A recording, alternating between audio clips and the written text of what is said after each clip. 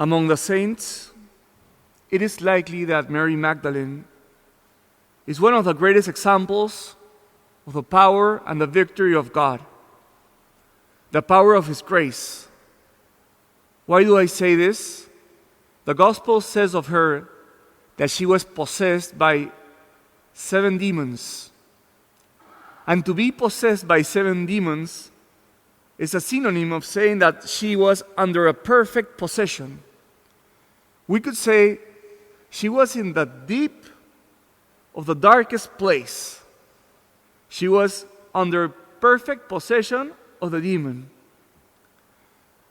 And God was capable of showing in her His power and His grace. You know what God's grace means? It means His love in action and being able to recreate and to transform someone. And Mary Magdalene was raised from the depths of possession to a place where she lived in communion with Christ. But Mary Magdalene was not only an example of God's grace and power, because no person could help her, rescuing her from such a place, but also Mary Magdalene is a great example of how we should answer to God's grace. I will offer you 3 places in the Gospel where she is really a great example of how we should respond to the grace. Number 1, we hear from her that she was part of those group of women who helped Jesus with their possessions and with their goods, with their money. So Mary Magdalene reminds us that if conversion hasn't yet reached your wallet, then conversion hasn't yet reached your life.